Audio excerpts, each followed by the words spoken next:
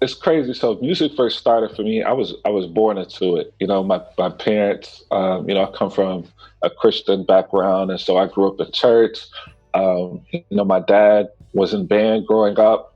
He played bass, and then from there he played, you know, keys in church. And my mom was a singer in church, so the passion was already there. And you know, really starting from nothing. Like my family couldn't afford, you know, many things, but they made things work where we never knew we were really struggling, you know?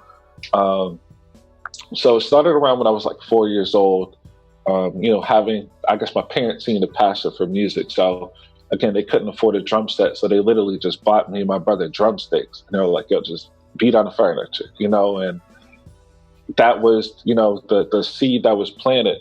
And then so fast forward, you know, just started playing in church, you know, drums and keys in church. And then around the seventh grade, I joined band. I did classical and jazz band the seventh and eighth grade.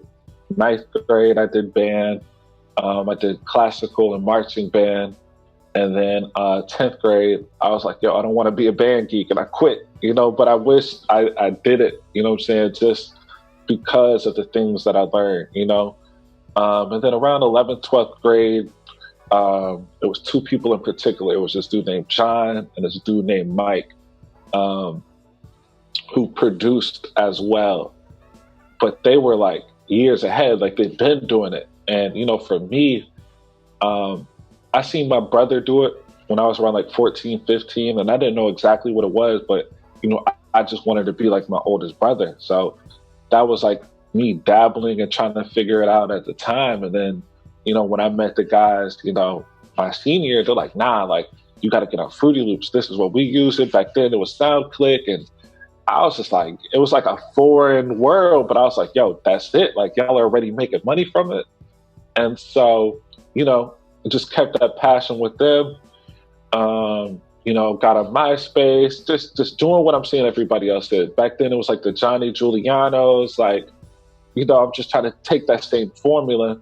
And it's crazy. I ended up making, you know, who's known today as Hitmaker, but he was Young Berg back then.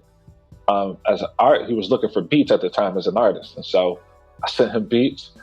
And I remember I took a nap. You know, it's crazy because at that time I had been working on music for maybe a year.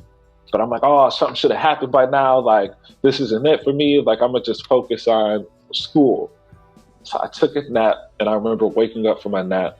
I remember the exact room I was in, and Hitmaker had DM'd me or messaged me on MySpace and was like, yo, you're dope. I want to sign you. I want to bring you to LA. And so that was like my first time flying. He brought me to LA. And even then, like I always talk about just like the faith that you got to have and the chances you got to take. Like I pulled up to LA. He was like, yo, just, you go see this gray car. It's going to be a BMW. It's going to flash his lights. Just get in. He wasn't even in a car. Like he had somebody else. So I'm just in the back seat with two strangers. My first time in LA. They flying through the streets, and then they get to this weird LA alley, and they're like, yo, this is it. They're like, yo, get out and just go ring that doorbell right there. And I'm just like, yo, like, either this is going to be the beginning of something special, or this is going to be the end of my life. Like, I just got tied into some like craziness.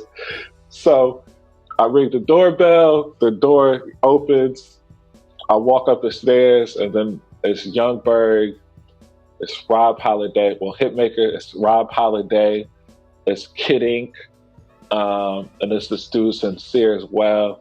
And then the engineer, Jackie D. And yeah, that was the beginning. They're like, yo, we working on Puff right now. Well, P. Diddy at the time. And I was like, okay, like I'm alive. This is real. Let me let my family know that this is like a real thing. And that was it, man. And at that point, like I was still in school. I was trying to write papers, you know, while being in the studios. I'm typing lyrics without knowing it. And I was just like, you know what? Like, if I believe that this is really for me, like, I got to give it my all. So I ended up dropping out of school. Fast forward to like 2010, 2011 now. There was some guys out here that went to school at Full Sail, and they were like, yo, we're going to Atlanta to network. One of our friends from back home lives up there. You know, we're going to stay at his house. Okay, cool, let's go. So we go up there, and his friend ended up being Keyz. And so, you know, we stayed at Keyz' house, and Keyz is playing and stuff. I'm like, oh, this kid is dope. Like, you know, we network through the weekend, we get back down, still MySpace days. Me and Keyz are bouncing ideas, and we're like, yo, like, the music that we make is so dope, and we come from similar backgrounds. Like, let's just create this duo, you know what I'm saying? And like, and build this company. So we ended up, you know, creating an upperclassmen music group. And yeah, that was like the beginning of Ayo with Keys. And then, you know, we just been locked in ever since.